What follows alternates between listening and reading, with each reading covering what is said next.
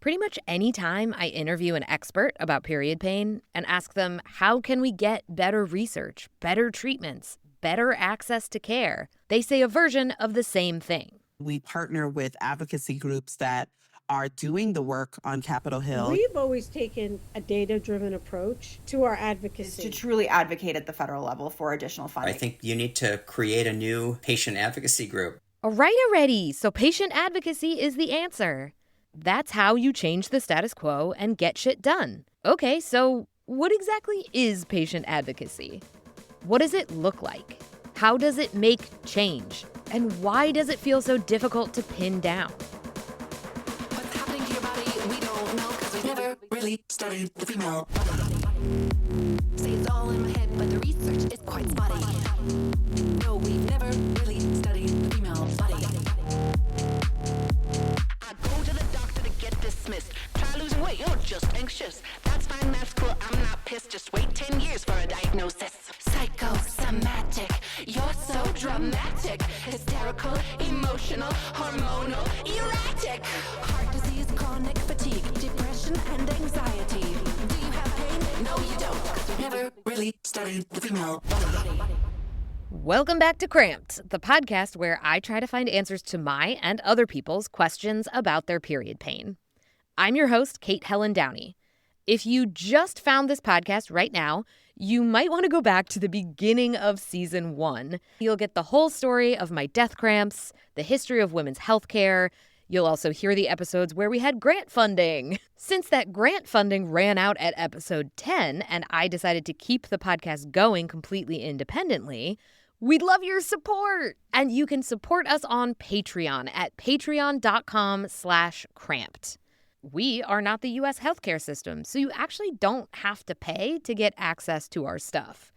I just ask that you support us on Patreon monetarily if you are able to and if you would like to support this work being made for everyone. And just a quick reminder, as always, I am not a doctor. This is not medical advice. Everything presented in Cramped is my own and other people's personal experiences. I am just a research nerd with a uterus and a microphone, and I'm sharing what I've found with you. And today, what I have found is someone who is really walking the walk when it comes to patient advocacy for pelvic pain conditions. I am going to ask her all my questions about patient advocacy and see how someone is actually making change this way. My name is Noa Fleischacker. I'm the executive director of Tight-Lipped, and I'm based in Chicago. And what is Tight-Lipped? So Tight-Lipped is a patient-led grassroots movement by and for people with chronic vulvar, vaginal, and pelvic pain conditions. So conditions that cause any kind of persistent vulvar pain with penetration, pain with sitting, pain with inserting anything, itching, burning, rawness, all that good stuff. And we're a patient-led movement trying to advocate for better care for people with these conditions. Tight-Lipped is doing amazing things in patient advocacy, which we are going to dive into in a minute. But Tight-Lipped originally started as a podcast where people could openly tell their stories about their experiences with vulvar, vaginal, and pelvic pain conditions in order to lessen the stigma around it and let people know that they're not alone. Sound familiar? I asked Noa what got her started wanting to have a podcast about vaginal pain in the first place. So, like everyone in Tight-Lipped, I'm motivated by my own personal story and experience. I have always had some kind of vulvovaginal pain. I could never use tampons or get pelvic exams or pap smears or have penetrative sex. Those things were all really painful for me.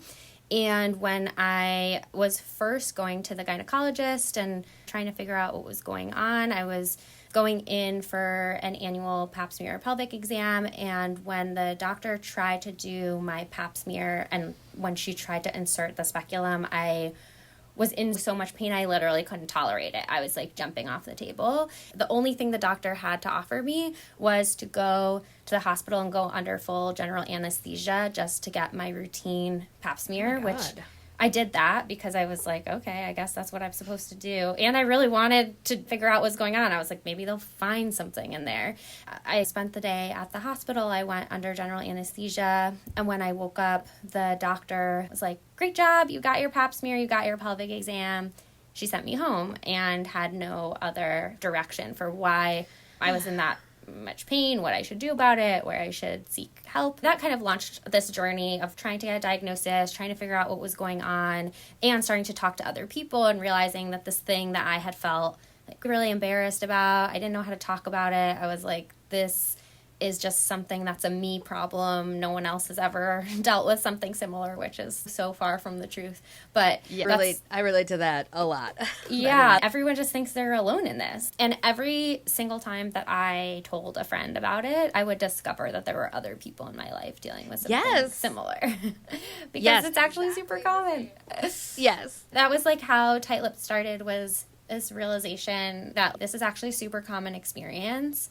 And there's a much bigger story here. This is not like a me problem. And so we really started Tight-Lipped as like a platform to talk openly about conditions that people were keeping secret, mainly vulvovaginal pain. I wanted to talk about how people's personal stories and experiences were impacted by this broader social political context, history of hysteria and stuff like that.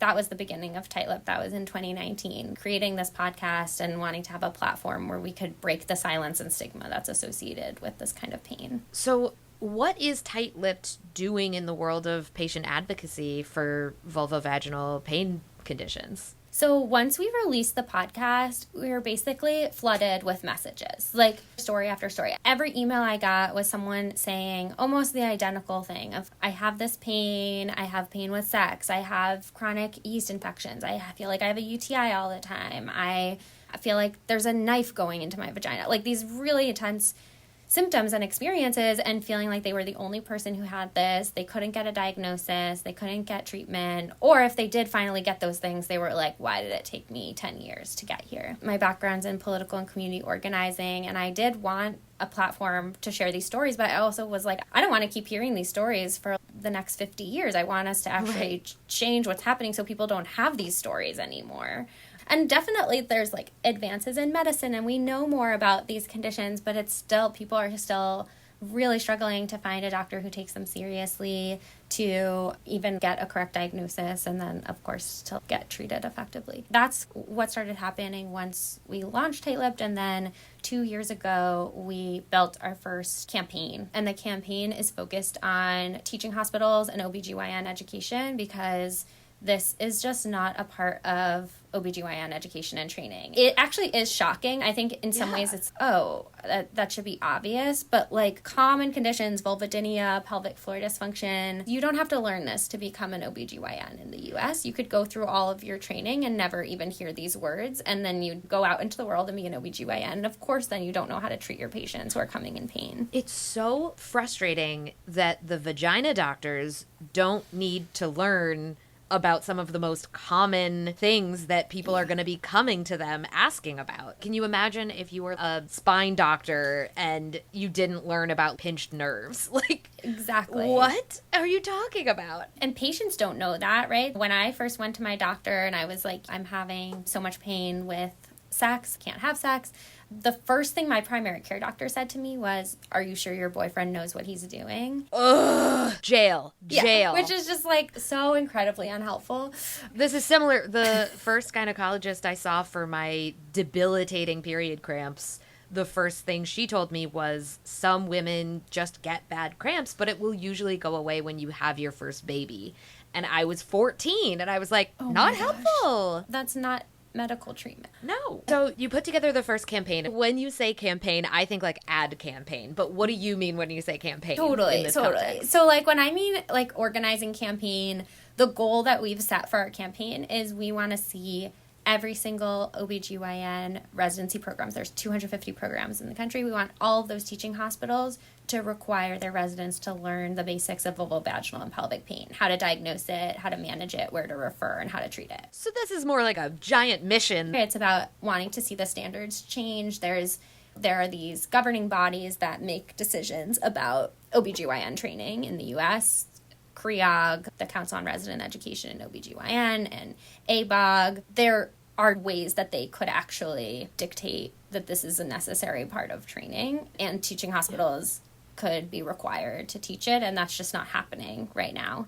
You wouldn't expect that, oh, if you go to one OB-GYN residency program, you're going to learn how to do C-sections, but at this other one, you don't learn how to do C-sections. Like, that sounds absurd to us. That doesn't make any sense, but that is how we treat vulvodynia and pelvic floor dysfunction in these conditions. Okay, if you happen to go to a program where there's someone who cares a whole lot about this, you might learn something. But if you don't go to one of those programs, and there's 3 of those programs in the country, then you're not going to learn any of it. If you're a patient, then it's just luck of the draw if you happen to have one of those conditions. Wow, you better hope that your OB-GYN went to one of those 3 training programs that actually teaches that. Okay, so the campaign is aiming to get training around these conditions into every OB-GYN teaching hospital in the country. And so how do you do that? So the way that we're currently approaching it is that we have chapters. Tight Lipped has 5 established chapters in Washington, D.C., in New York City, in Philadelphia, a Connecticut chapter, and a Los Angeles chapter. And we have a couple new chapters that are on their way. And each of those chapters is run by patient volunteers, so folks with vulvovaginal pain who are very motivated by their own frustrations with what it's been like to try to get medical care. Our Tight Lipped teams approach teaching hospitals to, first of all, try to get a better understanding of, are they learning anything about this? Do they have any kind of education on these conditions? We have a standard that was set by our medical advisory board of, here's what we think every program should be learning. It includes things like how to do a vulvar exam and a Q-tip test so that, like, you can assess where someone's pain is. It includes things like differentiating between different types of vestibulodynia, like a bunch of different, like, really important things for OB-GYNs to learn. And then we try to get the programs to bring in lecturers that can provide this education. So that's what we're doing right now. And that, so far, we have made it into a bunch of hospitals, including Yale, UConn, Montefiore, Cedars-Sinai, USC. That's amazing. First of all, this campaign is 2 years old? Yeah. And already you've changed the training. You've changed what OB-GYNs going through this training system are learning. Yeah, I mean, it is amazing to see that there are now residents who previously would not have learned anything about vulvovaginal pain and now got anywhere between 1 to 6 hours on how to diagnose these conditions, how to examine someone, what to do when someone's in pain. So, like, these residents, when they go on to become practicing OB-GYNs, however many patients they see in a year, 1 in 4 of those might be coming in with a vulvovaginal pain condition. They will now get better treatment and help and they didn't before. Yeah. That's the point. That's the hope. Yeah.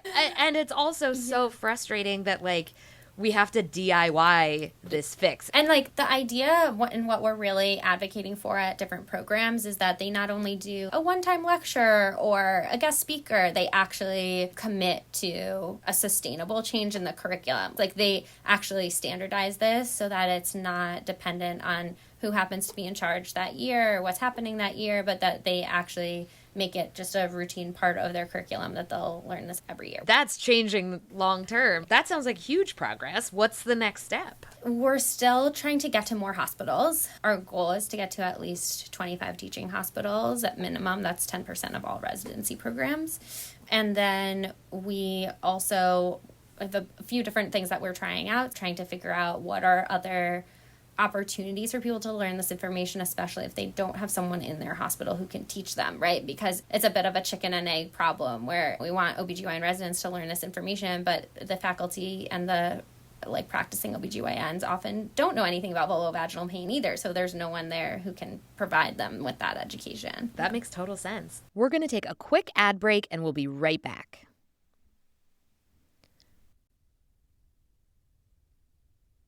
Because we never really studied the female body. Welcome back to CRAMPED. We're talking with the executive director of Tight Lipped, an organization that is changing the way OB-GYN residency programs educate their medical students around vulvovaginal pain conditions, which an estimated 1 in 4 people with vaginas experience, so you'd think it's something OB-GYN programs would want to teach their students. What would be the point where you're like, mission accomplished? We came, we advocated, we won, we're done now? I would say, like, our work here is done when 2 things happen. One is when the governing bodies of OB-GYN have mandated vulvovaginal pain training. So that means CREOG has vulvovaginal pain conditions listed as an educational objective. It means that when you take your board exams, there are questions on the board exam about diagnosis and treatment, accurate questions. That means that those governing bodies have mandated vulvovaginal pain training, and that is something that people are also tested on, and that is a requirement. That's one thing. And the other thing is that when all teaching hospitals and all residency programs in the U.S. have incorporated this into their curriculum, which is like a very big goal. Yeah. But I also think it's possible. And the reason I think it's possible is because there are a couple incredible programs that are already doing this. We never advocated for them to do it. They were doing it on their own. The two big ones are George Washington Hospital, GW, and MAHEC, which is in Asheville, North Carolina. Both of those programs, they already teach all of their residents how to diagnose and treat these conditions. They're doing amazing work making sure that everyone who goes off to become an OB-GYN knows how to treat patients like us. And so it's not that hard. Like, it's possible. It's not like we invented this and then we are going out asking them to do something that's never been done before. And so it shouldn't be that hard for other programs to do the same. On the topic of it shouldn't be that hard. What a great topic.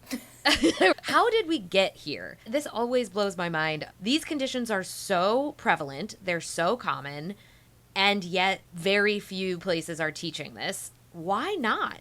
How did this get ignored in OB-GYN trainings for so long? Yeah, there's such a long and entrenched history of medical racism and sexism in gynecology that, of course, impacts still every aspect of OB-GYN treatment. Even just the way that we see OB-GYN as a specialty is very focused on pregnancy, and that's the concern. It's like your body for its like reproductive purpose, rather than what are all the other things that impact your quality of life and your day-to-day life. There's like historical reasons why that's still where we are. And then of course you're not learning about things that are, first of all, not life or death, right? This is not a life or death issue. And it also is not going to necessarily can impact pregnancy, but that's not like the main thing. So then it makes sense that we're just neglecting this because it's, who cares if you're just in pain in your daily life? That's not actually a concern. Not that individual OB-GYNs are like not caring that someone's in pain, but that as a profession, as a science, there has not been a lot of interest in women's quality of life. Right. It has really been more about, can you get pregnant? Can you stay pregnant? Can you give birth? And that, I think that is really reflected in like OB-GYN being one specialty that for half the population, each gynecologist cannot possibly learn everything that might go wrong with someone who has a uterus. They just can't, and yet it's still treated as one specialty. What about separating obstetrics and gynecology, because they actually don't necessarily need to go together? I think with vulvovaginal and pelvic pain, there's like this added layer about how do we think about women's pain, and this history around really seeing that as a psychological problem. The history around hysteria, but not just that. Vaginismus, which is the first diagnosis I ever got, and that's a diagnosis that's still used today. That as a diagnostic term, that dates back to the 1800s. And it means fear. Like, it's basically like you're being diagnosed with being scared of a penis, or you're like being scared of being penetrated. There's a very similar thing with dysmenorrhea, which is the medical term for really bad cramps. And it literally is from the Latin abnormal monthly flow. But one, it doesn't necessarily have anything to do with the actual flow of blood. And two, is it abnormal if up to 29% of people are experiencing this? And then there's this undertone of it's somehow your fault, right? That somehow you're to blame. I think probably almost everyone who has some condition like vulvar, vaginal, pelvic pain has blamed themselves for why they have that pain, right? Has said, I did this wrong, I'm just too anxious, I just need to relax, I just need whatever it is. That is also rooted in this very old idea that if you're in pain, it's because something's wrong with you psychologically. I feel like that history is still coming up today and then is impacting OB-GYN practice when people say things like, do you just need to drink a glass of wine? Do you just need to use more lube? Implying that it's just in your head and that it's like your fault. That is a huge problem. Yeah. And I'll just say, no, I'm talking a lot about vulvovaginal pain, which sometimes people... That's what I'm asking you. Right, but it's like these things all go together, right? I can't tell you the number of people in tight-lipped who are like, oh, I have vulvovaginal pain, I also have endometriosis. I personally also have adenomyosis. There's so much overlap, and people don't know that they have more than one of these conditions until you like meet someone and you're like, wait a second, I also have what you're talking about. Yep. I think one of the things that motivates me the most and is most frustrating about the way that people are currently trying to get care is that it is really like dependent on your friends on the vaginal pain underground, like secret Reddit, the Reddit threads. There's so many Facebook groups. And when I look on those groups, you see a lot of people who are like, that's what they're relying on for information because they're not getting good information from their providers. ChatGPT. I've talked to a lot of people who just put their symptoms into ChatGPT after not getting help from their gynecologist. And ChatGPT spit back like, hey, you might have endometriosis. Hey, you might have adenomyosis. They had never heard those words. And then they were able to do their research and go to their doctor with research in hand and say, I need you to do this specific test. And whether or not the doctor like wanted to, they were able to get care like by pulling teeth. Would I say rely on ChatGPT for medical advice? Absolutely not. No. But if you're not getting good medical advice from your doctor, you got to go somewhere. Yeah. No, totally. This is like the whole reason why we're doing this campaign because if you have health insurance in the U.S., you have access to an annual exam with an OB-GYN. Like that is a requirement in the U.S. of any health insurance. You have to have coverage for an annual, like what's called a well woman appointment with your OB-GYN. But if that doctor doesn't know anything about this, then you're stuck, right? Most of the people who are getting diagnosed, unfortunately, are folks who have incredible privilege. It's like mostly white women. It's mostly people who are able to pay like over $1,000 for a consult appointment because that is what it costs to see like sexual medicine specialists in the U.S. That's literally what it cost. I think it costs $800 or $900 to see an endo specialist for my first appointment. And I ended up spending, before I even got surgery, I ended up spending over $15,000 just to get diagnosed, to get imaging, to get my SIBO dealt with and treated. I am in an incredibly privileged position to be able to do that. But it is incredibly frustrating to see that that is the only reliable way to access care. Totally. In our work at Tight-Lipped, we talk about there being these like 4 key issue areas, and they're all like related in a web. So the 4 key issue areas are stigma, medical education, research, insurance. And if you start with stigma, like you first can't get a diagnosis because you don't have the language to talk about this. You're scared of going to the doctor. You're not sure what to say. You feel uncomfortable even talking about anything having to do with vulvovaginal health, let alone pain. But then let's say that you're able to move past that in some way and you're like, okay, I'm going to go to the doctor. I'm going to figure this out. Then you're stuck trying to find a doctor who's actually educated on this and who knows what you're talking about. Then let's say you find a doctor who's educated and knows what you're talking about. Then they're like limited in terms of the treatment options that are available because there's very little research that's been done. Yeah.